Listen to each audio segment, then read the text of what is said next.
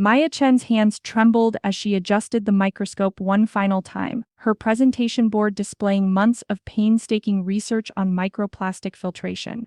The gymnasium buzzed with the energy of Westfield High's annual science fair, but Maya felt isolated in her corner, surrounded by her revolutionary work that nobody seemed to understand. Ladies and gentlemen, presenting her project on garbage cleanup, Principal Richardson's voice dripped with barely concealed disdain as he gestured toward Maya's display. A few scattered chuckles rippled through the crowd of parents, teachers, and students. Maya's father, David Chen, stood at the back of the gymnasium, still wearing his security guard uniform from his first job, having rushed straight from work. His weathered hands clenched as he watched his daughter face the panel of judges alone. Actually, it's about microplastic filtration using AI-designed biofilters, Maya corrected quietly, her voice steady despite the knot in her stomach. She launched into her presentation, explaining how she'd spent 8 months developing an algorithm that could design organic filters capable of removing 97% of microplastics from water sources. Her prototype, built from salvaged materials in their apartment's cramped kitchen, represented a potential breakthrough in environmental remediation. The Elite Three, Jessica Martinez, Brandon Williams, and Connor Hayes, huddled near the front, their designer clothes and confident smirks a stark contrast to Maya's thrift store cardigan and nervous energy.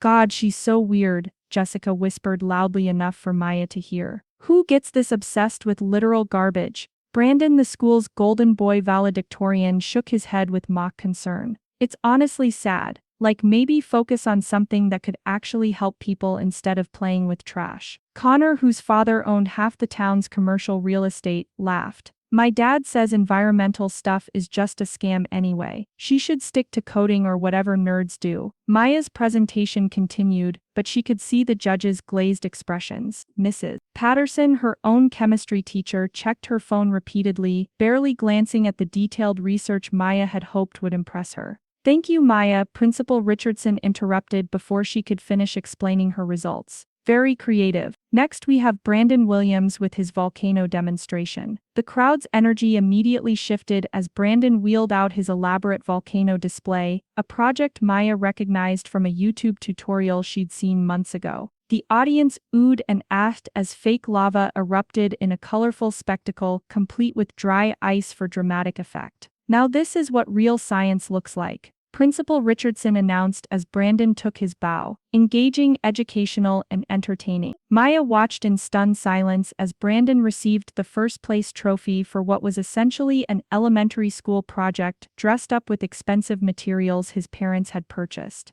As the crowd dispersed, Maya overheard a cluster of teachers near the refreshment table. "That Chen girl is heading nowhere fast," Mrs. Patterson said, stirring her coffee. "All that environmental activism nonsense. I give her 2 years before she drops out completely. Probably end up at community college if she's lucky," another teacher added. "These kids who can't focus on practical subjects never make it." "I heard she wants to save the world," Mrs. Patterson laughed. "How adorable. Someone should tell her the world doesn't need saving by teenage dropouts." David Chen's jaw tightened as he witnessed his daughter's humiliation. Maya stood frozen beside her ignored display, tears threatening to spill as months of dedicated work were dismissed as worthless fantasy. The contrast was devastating, her revolutionary research cast aside while a simple volcano won applause. "Come on, sweetheart," David whispered, placing a protective hand on Maya's shoulder.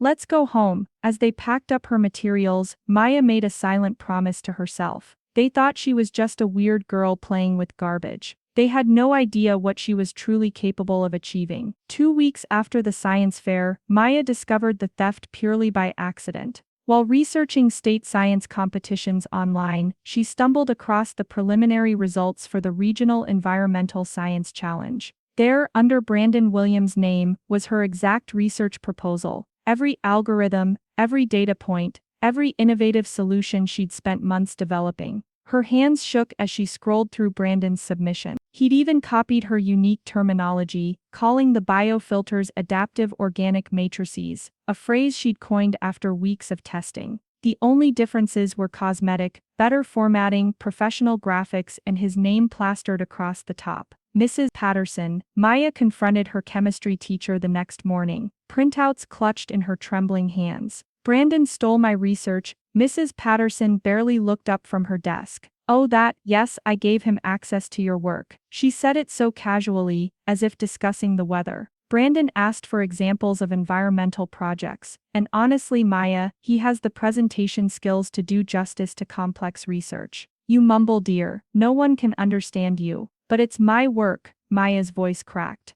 I created those algorithms, I ran those tests, and now it might actually win something. Mrs. Patterson replied with infuriating calm. Sometimes we have to put our egos aside for the greater good. Maya's appeal to Principal Richardson was met with a stone wall. Without time-stamped files or witness statements, there's no proof of original authorship, he declared, leaning back in his leather chair. Brandon's submission is properly formatted and professionally presented. Frankly, Miss Chen, accusing our valedictorian of plagiarism reflects poorly on your character.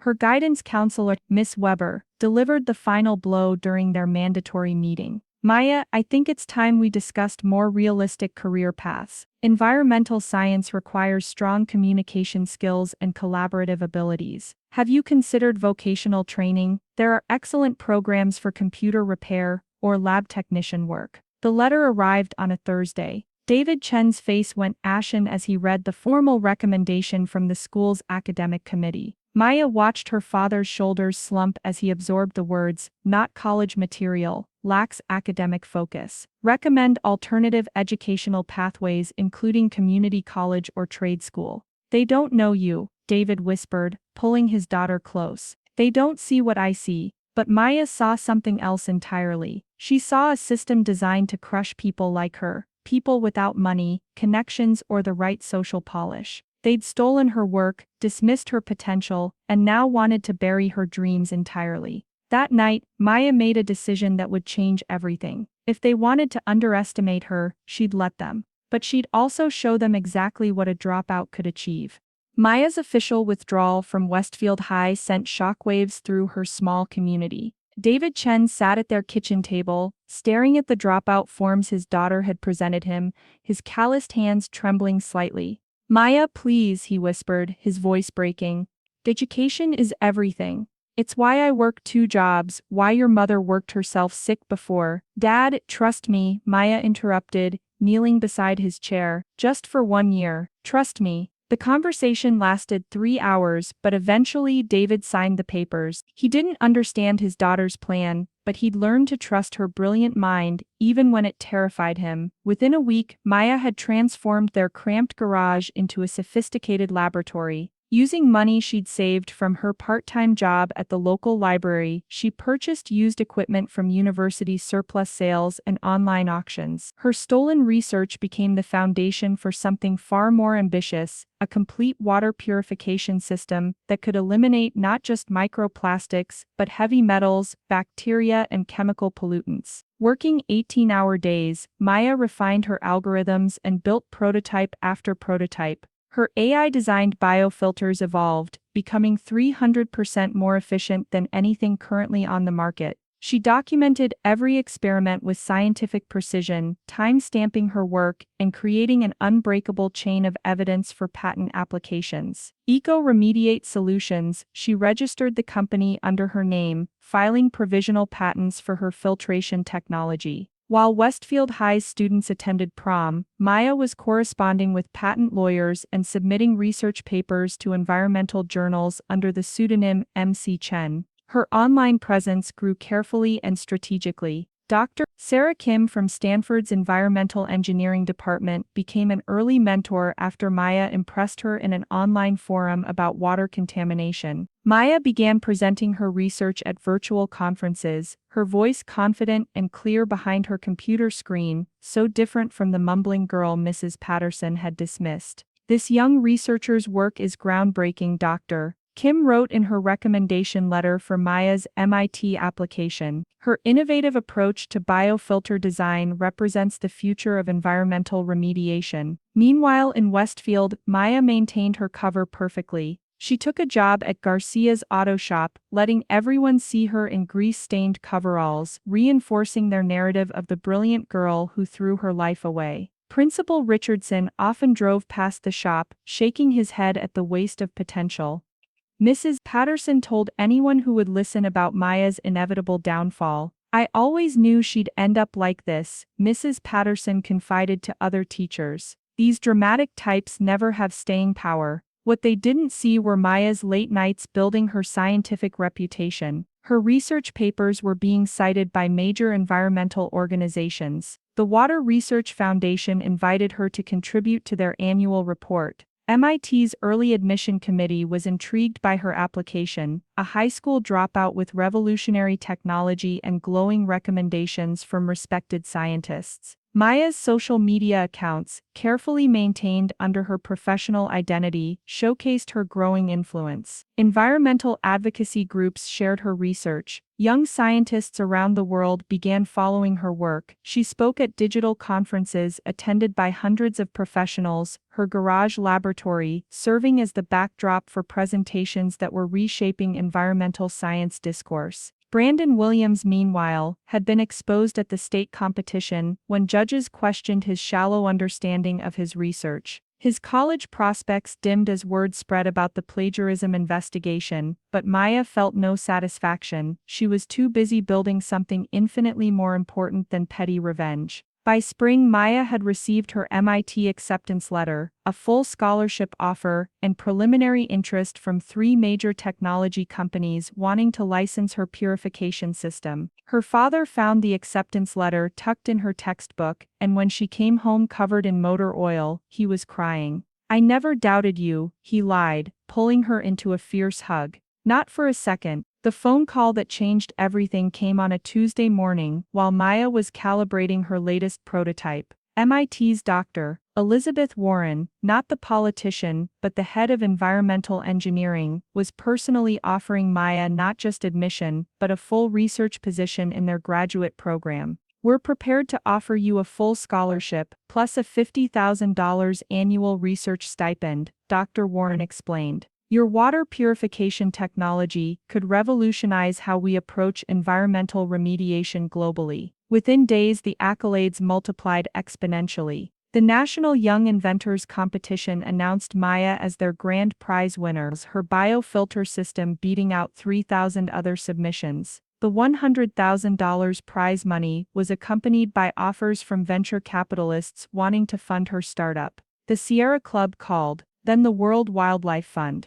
The United Nations Environmental Program invited her to present at their youth summit. Maya's phone buzzed constantly with interview requests from Scientific American, National Geographic, and environmental podcasts with millions of listeners. David Chen answered the landline one evening to find Dr. Kim from Stanford gushing about his daughter's revolutionary contributions to environmental science. Another call came from a patent attorney congratulating him on Maya's brilliant daughter's innovations. He started a list of the calls, his handwriting shaky with pride and confusion. "Maya," he asked quietly, "what exactly have you been doing in that garage?" Meanwhile, Brandon Williams faced the consequences of his theft. At the state competition, judges pressed him for details about his research methodology. When he couldn't explain his own supposed algorithms, the plagiarism investigation intensified. His early admission to Princeton was revoked. His parents hired lawyers, but the evidence was overwhelming, especially when Maya's original time-stamped files surfaced through MIT's verification process. But Westfield's elite weren't ready to accept Maya's transformation. Jessica Martinez, now panicking about her own mediocre college prospects, launched a whisper campaign. "She obviously cheated somehow," Jessica told anyone who would listen. "Maya Chen, please, she couldn't even present properly at our science fair. There's no way she did this alone." Connor Hayes, whose own academic failures were becoming impossible to hide, joined the assault. "My dad says environmental science is fake anyway. She probably just copied everything from the internet." The attacks reached a crescendo when Principal Richardson was interviewed by the local paper about Maya's alleged achievements. "I've known Miss Chen for 4 years," he declared pompously. "While I applaud anyone trying to better themselves, these claims seem highly exaggerated. We must be careful not to fall for fake news, especially when it involves a student who couldn't even finish high school." Mrs. Patterson, desperate to salvage her reputation after Brandon's scandal, attempted an even more audacious lie. In a Facebook post that went viral locally, she wrote, "So proud to see my former student Maya Chen succeeding. I always believed in her potential and tried to encourage her interest in environmental science. Sometimes the best teachers plant seeds that bloom later." The local newspaper, the Westfield Gazette, published a front-page investigation titled, "Local Dropouts' Suspicious Rise to Fame." The article, clearly influenced by the Hayes and Martinez family's advertising dollars, questioned Maya's credentials and suggested her achievements were too good to be true for someone who couldn't succeed in high school. Sources close to the situation suggest Maya Chen may have had significant help with her research, the article claimed. The dramatic transformation from high school dropout to MIT scholar raises questions about the authenticity of her work. The piece interviewed concerned community members who worried about false hope being given to other struggling students. Anonymous quotes suggested Maya had connections or outside help that explained her sudden success. Through it all, Maya remained silent. She watched the attacks with clinical detachment, documenting each false claim, each desperate attempt to diminish her achievements. Her social media accounts continued gaining followers. Her research papers continued being cited. Major tech companies continued calling. Let them attack, she thought, as she packed another prototype for shipping to MIT's labs. Let them reveal exactly who they really are. The bigger they made their lies, the more spectacular her vindication would be. And Maya was just getting started. The black Mercedes pulled up to the Chen family's modest duplex at exactly 2:47 p.m. on graduation day, just as Westfield High's ceremony was beginning 3 miles away.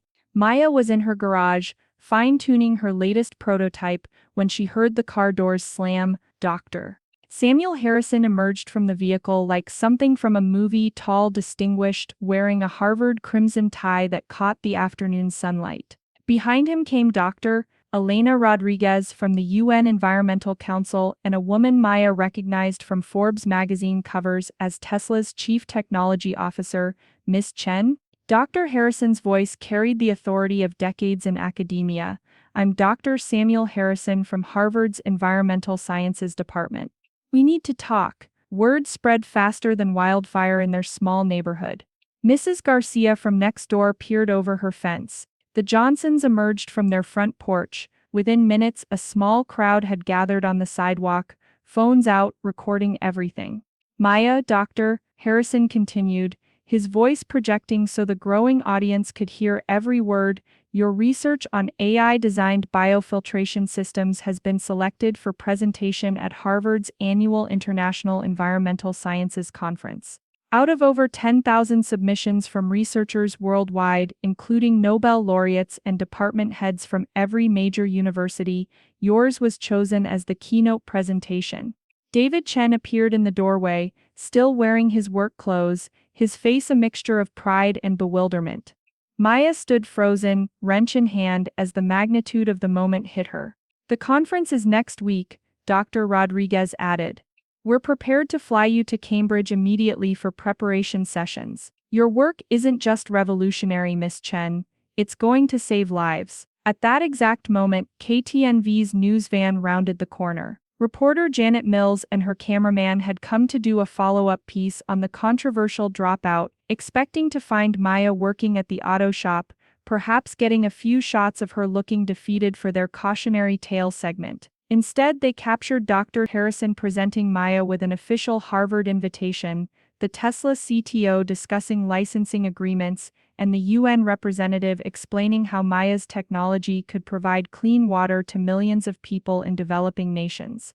This is actually happening," Janet whispered to her cameraman, who kept rolling as the story of a lifetime unfolded before them. The Harvard conference was streamed live across multiple platforms, reaching an audience of environmental scientists, policymakers, and curious viewers worldwide. In Westfield, the entire community seemed to stop as Maya took the stage at Harvard's historic Sanders Theater. She stood before an audience that included 3 Nobel Prize winners, the directors of NASA's Earth Science Division, leaders from every major environmental organization, and representatives from Fortune 500 companies. The massive screen behind her displayed the Harvard seal as she began her presentation. 18 months ago, I was told my research was unrealistic fantasy, Maya began, her voice clear and confident. Today, I'm here to show you how AI-designed biofilters can revolutionize environmental remediation globally. Back in Westfield, Principal Richardson sat in his office,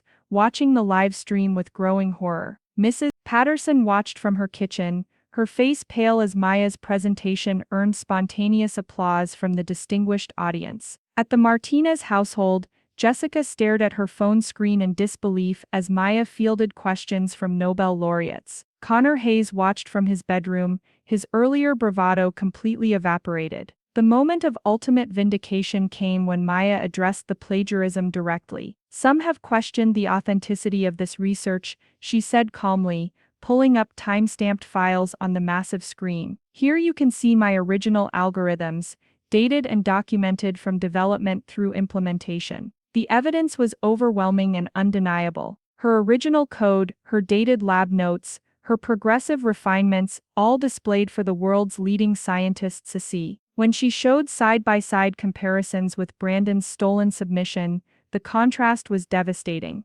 Innovation requires not just intelligence but integrity, Maya concluded. The future of environmental science depends on supporting authentic research, regardless of the researcher's background or social status. The standing ovation lasted 4 minutes. Dr. Harrison wiped tears from his eyes as he introduced Maya to Elon Musk via video call. Tesla's environmental division wanted to license her technology immediately. The contract signing was broadcast live, $1 million for the initial licensing rights, with royalties that could reach tens of millions as the technology scaled globally. Maya signed the documents with the same steady hand that had once been dismissed as belonging to a dropout failure. Within hours, the footage had gone viral. Genius Teen Dropout Revolutionizes Environmental Science became the top trending topic worldwide. Major networks competed for exclusive interviews. The girl who couldn't finish high school had just changed the world. In Westfield, phones rang incessantly as reporters sought comments from Maya's former teachers and classmates. Principal Richardson declined all interviews.